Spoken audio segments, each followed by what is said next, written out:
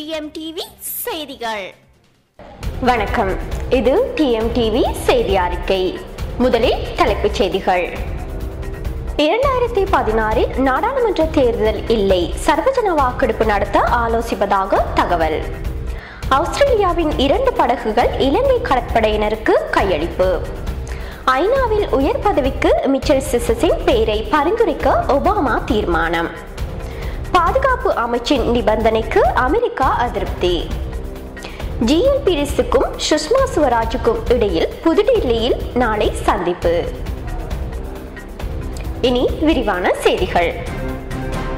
2016 ஆண்டு நடத்தப்பட வேண்டிய நாடாளுமன்ற தேர்தலை நடத்தாமல் இந்த நாடாளுமன்றத்தின் பதவிக்காலத்தை இன்னும் 6 வருடங்களுக்கு நீடித்துக் கொள்வதற்காக 2016 சர்வஜன வாக்கெடுப்பை நடத்துவதற்கு அரசாங்கம் கலந்துரையாடி வருவதாக நம்பகரமான வட்டாரங்களிலிருந்து தெரிய வருகிறது. பிரபல அமைச்சர்களே இந்த கலந்துரையாடலில் ஈடுபட்டுள்ளதாக தெரிவிக்கப்படுகின்றது. 7வது நாடாளுமன்றத்திற்கான பதவிக்காலம் 2016 ஆண்டு ஏப்ரல் 22 நிறைவடைகின்றது.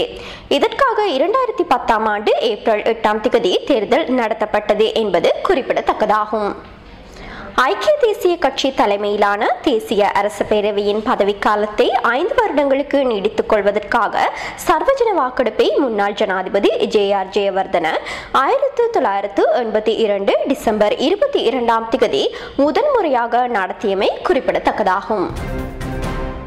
ஆஸ்திரேலியாவினால் இலங்கை கடற்படைக்கு ரோந்து படகுகளை நன்கொடையாக கையளிக்கும் உத்தியோகபூர்வ நிகழ்வு கொழும்பு துறைமுகத்தில் நேற்று நடைபெற்றது.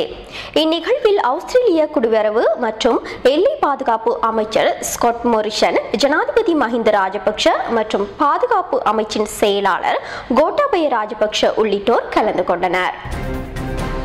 இலங்கைக்கான அமெரிக்க தூதுவர் மிச்சல் சிசனை ஐக்கிய நாடுகள் பாதுகாப்பு சபையின் உதவி பிரதிநிதியாக நியமிப்பதற்கு அமெரிக்க ஜனாதிபதி ஒபாமா பரிந்துரை செய்துள்ளார்.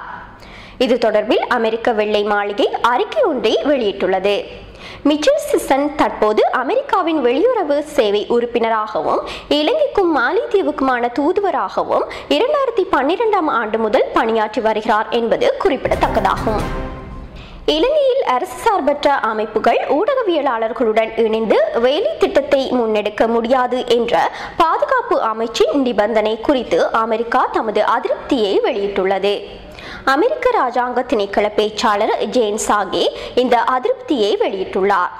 இந்த நடவடிக்கையானது இலங்கையின் ஜனநாயக பண்புகளையும் பேச்சு சுதந்திரத்தையும் பாதிக்கும் என்று அவர் சுட்டிக்காட்டியுள்ளார்.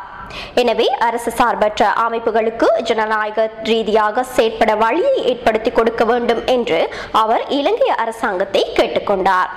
இதேவேளை அரசு சார்பற்ற நிறுவனங்கள் பதிவு செய்த போது அந்நிறுவனங்கள் என்ன தூர நோக்கத்திற்காக பதிவு செய்யப்பட்டதோ அதன் அடிப்படையிலேயே செயற்பட வேண்டும் என்றே சுற்றறிக்கையின் ஊடாக ஞாபகப்படுத்தப்பட்டுள்ளதாக பாதுகாப்பு மற்றும் நகர அபிவிருத்தி அமைச்சின் ஊடக மையத்தின் பணிப்பாளரும் பேச்சாளருமான பிரிகேடியர் ருவன் வணிகசூரிய தெரிவித்திருந்தார் என்பது குறிப்பிடத்தக்கதாகும்.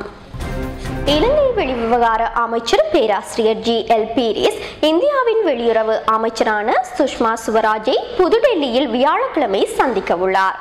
இந்தியா மற்றும் இலங்கை ஆகிய இருதரப்பிற்கும் இடையேயான உறவுகள் குறித்தான பேச்சுவார்த்தைகளுக்காக அவர் செவ்வாய்க்கிழமை இந்தியா பயணமானார்.